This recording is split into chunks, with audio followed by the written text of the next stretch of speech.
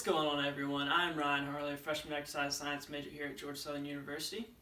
Hope you're doing well and staying safe during this time of social distancing. So today we're going to be talking about how to be a real-life superhero. First, I want you to think back to your childhood when you were a kid watching a superhero movie.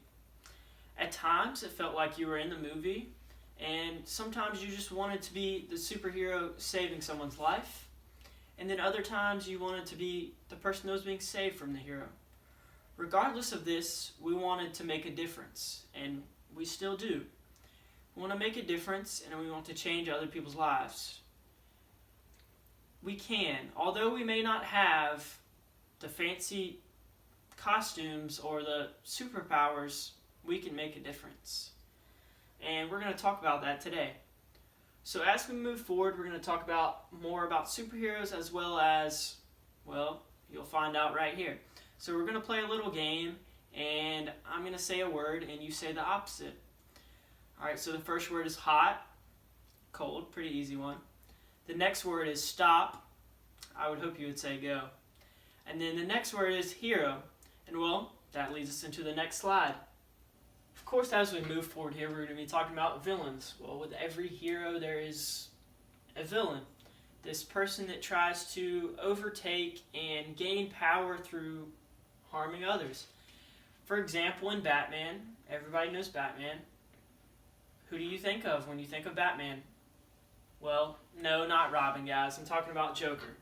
Joker is the villain that tries to overtake Batman, and he wants to harm others in this process. And there's also this villain called research within the exercise science field. Specifically talking about improper methods and techniques, just how we approach doing research. And this is causing misleading and skewed data that can in turn lead to improper patient care. And this is very harmful for the field. As two-time author Cindy Kuzma states in her article in 2019, it can damage their health or their careers. When talking about in her statement, she is not only talking about athletes, but she is also talking about regular citizens, everyday citizens. It can happen to anyone, and it can harm anyone. Just as we talked about previously here, we were talking about improper patient care and who it can affect. And no, it's not just the older people here or the athletes here. It can be any of us. For example, one of my friends was just not an athlete. She was in a parking lot and decided to race one of her friends. Needless to say, it didn't turn out too well. She ended up tearing her Achilles, and she was in a boot for about 2 months. And she was required to have physical therapy. This is just an example that it can happen to anyone. It's not just for the older people or the athletes. I wouldn't want this improper patient care happening to me, would you? As we talk about research being this so-called villain and putting other people in harm, we need to talk about the different aspects of research. Although we may be very familiar with research, looking up for that new clothing item or that brand new 2K20 game, we may not truly know what research is. In the scholarly book, Essentials of Research Methods in Health, Physical Education, Exercise Science, and Recreation, which was written in 2008 by Chris Berg and Richard Lattin, they describe research as a way to gather information and make a sound decision or judgment or develop a new knowledge. This new knowledge is often the goal for researchers within the exercise science field. They want to apply this new knowledge to find something out. They want to be the first ones to find something out. And as we see here, the ideal research cycle is a simple 4-step process, as it is shown here, provided by the prestigious St. Thomas University. As we see here, this is the ideal research cycle provided for us by the prestigious St. Thomas University, as this is their library resource guide for the exercise science research course and this was last updated in January of this year. In this next slide, we see a visual of the actual research cycle as presented to us by St. Thomas University again in January of 2020. And this is a much more confusing and complicated research cycle. As you can see here, we tend to bounce around from whatever steps, and we just try to get an answer fast. We try to make shortcuts and be the first one to find an answer. Although it may be okay for the short run, it's not necessarily good for the long run. And as Runner's World science specialist Cindy Kuzma states, that the methods and statistical techniques often make research faster and easier to do, and study results more dramatic and clear-cut. Well, this is just our human nature to take these shortcuts and try to get the answers quick.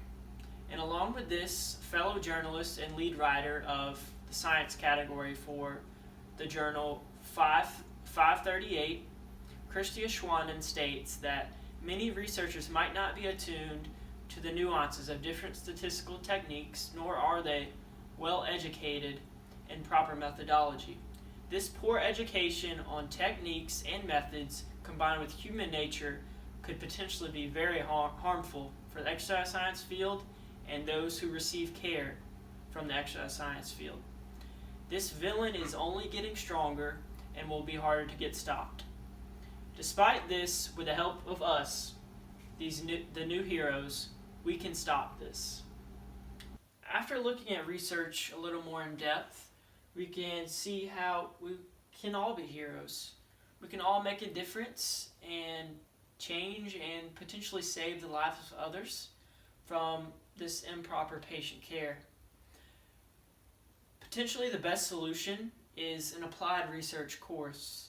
An applied research course or applied research is as stated by Ian Jones and Chris Grattan in their book Research Methods for Sports Studies that was written in 2010, states that applied research is research that is done with a specific question or application in mind.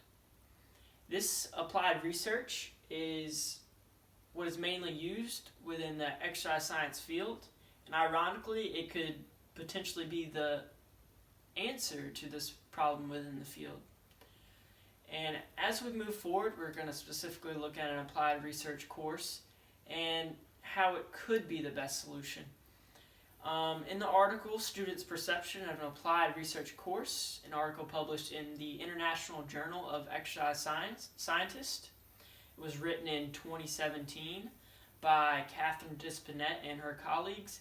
They state that integrating an applied research experience into exercise science-related undergraduate curriculum has the potential for numerous educational benefits. It is a particularly effective strategy to connect key classroom concepts and questions with active involvement in the research process. Not only do Dispinette and her colleagues talk about the positive aspects of an applied research course, they go further than that. They talk about the feedback from the students, and in this article that was published in the International Journal of Exercise Science in 2017, Dispinette and her colleagues state that 85.7% of respondents believe that an applied research experience should be continued within the course, and only 10.7% indicated that they did not think that the research project should be a requirement. This is the exact solution that could help the exercise science field. And as we see here, it's a confusing little graph, but we're going to tune into this one right here. The research project changed my perception of the exercise science field in a positive way. So the general outcome of this course has been positive, and it could continue to be positive and potentially be the solution that the field has been looking for. So with your help, we can defeat this so-called villain named research that is troubling the exercise science field so much. Just by getting the word out and taking a stand, we can become the next superhero. Just as you see here, Superman is destroying a villain, and this could be us. We could be the next superhero, saving the life of someone else. This can happen to any of us, so let's take action. Just like that, you can become a superhero.